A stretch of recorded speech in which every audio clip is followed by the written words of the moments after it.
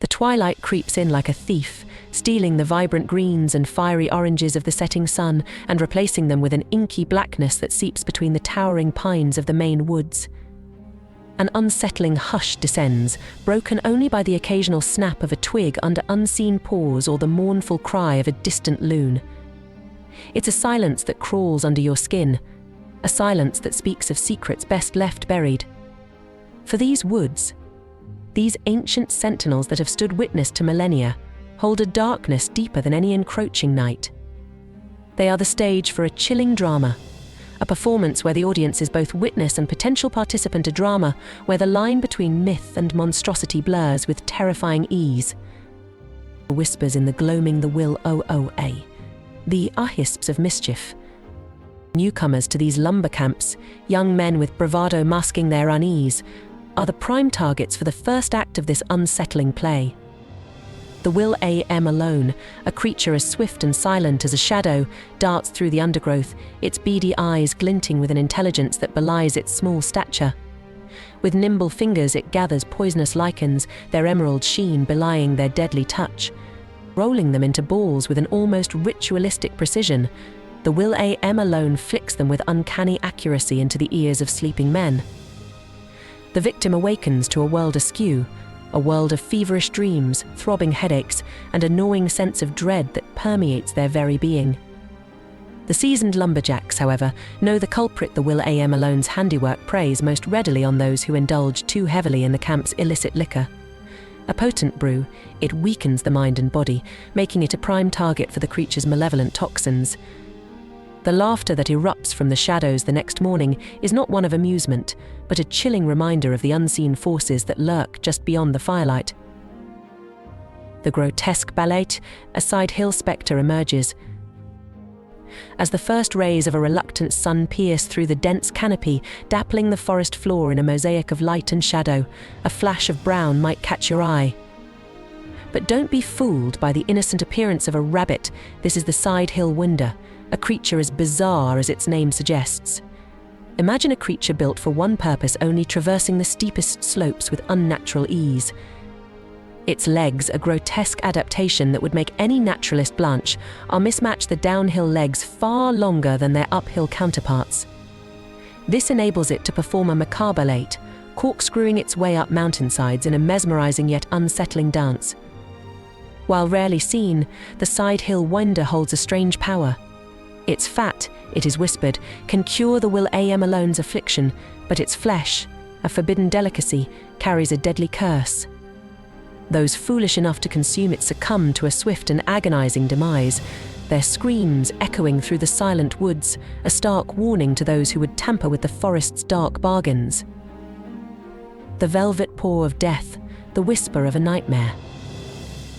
But the true terror of the woods is not a playful prankster, nor a grotesque mutation. It lurks in the shadows, a silent predator with a taste for blood, the dingball. This monstrous panther is a nightmare given form. Its last tail joint, a horrifying adaptation that chills the blood, is a bare, hardened sphere. With a single, bone-crushing blow, it can shatter the skull of its unsuspecting prey, leaving behind a horrifying tableau of violence. Older tales, passed down in hushed tones around flickering campfires, paint an even more chilling picture. They speak of the dingball mimicking human speech, luring its victims out of the safety of their cabins with a haunting song, its voice a siren call that promises oblivion. Its hunger is insatiable, and a particular fondness for human flesh makes it all the more terrifying. The very thought of this predator sends shivers down the spines of even the most seasoned lumberjack, a constant reminder that the darkness holds secrets best left undisturbed. A dance with the dead, the price of passage.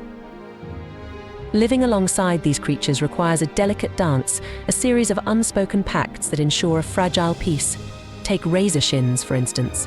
This malevolent spirit, a vengeful Native American wronged in life, demands a constant offering. His price? A steady flow of the strongest liquor the camp can offer. Every full moon, under the watchful gaze of a blood-red moon, a jug of the most potent moonshine is left at his door, a gnarled, moss-covered tree stump that seems to radiate an unnatural chill. Fail to appease him, and you risk facing his wrath. A single, razor-sharp kick from his spectral shin can sever a scalp clean off, leaving a wound as clean as a surgeon's scalpel, but devoid of any blood. The woods then echo with chilling laughter that seems to emanate from everywhere and nowhere at once, as Razor Shins vanishes into the night, leaving behind a trail of terror and a chilling reminder of the consequences of broken promises. The harbinger of doom, the Windigo's shadow falls. But amidst these horrors, a single legend reigns supreme, a name whispered with hushed reverence and abject terror, the Windigo. This monstrous cannibal stalks the deepest, most desolate parts of the forest, a creature of pure nightmare fueled by an insatiable hunger for human flesh. To glimpse its shadowy form is to invite instant death, its mere presence a harbinger of doom. Its footprints, a terrifying testament to its size, stretch a full 2 feet, each one marked with a chilling crimson stain, proof that even the Windigo cannot escape the clutches of mortality, though its lifespan is said to stretch beyond human comprehension. It roams the wilderness, an embodiment of famine and despair, a creature driven by an ancient curse that binds it to this mortal plane. Bullets and blades are useless against it, only a stroke of divine intervention, a bolt of lightning from a vengeful sky, can bring it down. Legends speak of entire villages succumbing to the Windigo's insatiable hunger, their screams swallowed by the unforgiving wilderness.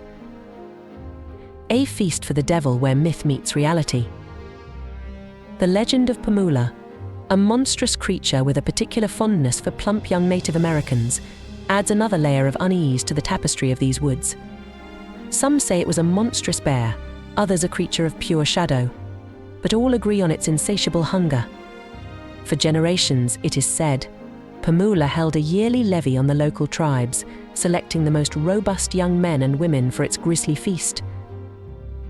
However, with the arrival of white hunters and the introduction of strong liquor, the legend takes a dark turn. The Native Americans, once considered prime prey by Pamola, supposedly became tainted by the taste of rum, making them undesirable to the creature's refined palate. This chilling twist speaks not just of the monstrous entity, but of the devastating impact of outsiders on the lives and traditions of the indigenous people, a subtle indictment woven into the very fabric of the myth itself. The lingering echo of legends, a whisper in the pines. Despite the fantastical elements of these legends, a kernel of truth may lie at their heart. Geologists, scoffing at the existence of Pamola, linked its purported tusks to a long-extinct saber-toothed tiger. The sidehill wonder, with its mismatched legs, could be a distorted memory of a now-extinct rabbit species known for its impressive burrowing abilities. The Will A. M. Alone's poisonous touch might be a warped explanation for the hallucinogenic effects of certain mushrooms that grow in the damp undergrowth. But even if science debunks the creatures themselves, the legends endure. They serve as a potent reminder of the power of storytelling, of the way communities create explanations for the unknown, weaving tales of fear and wonder to navigate the harsh realities of the wilderness. They speak of respect for the untamed forest, a place where shadows dance with secrets and the line between myth and reality blurs in the twilight hush. So, the next time you find yourself drawn into the emerald embrace of the Maine woods, remember these tales. Let the wind whisper through the pines, carrying not just the scent of pine needles and damp earth, but the faint echo of legends long told. For in the heart of these ancient woods, the unseen audience to this chilling drama, you might just find yourself playing a role where survival hinges on respecting the delicate balance between man and nature, and where the very air itself crackles with the anticipation of the next act.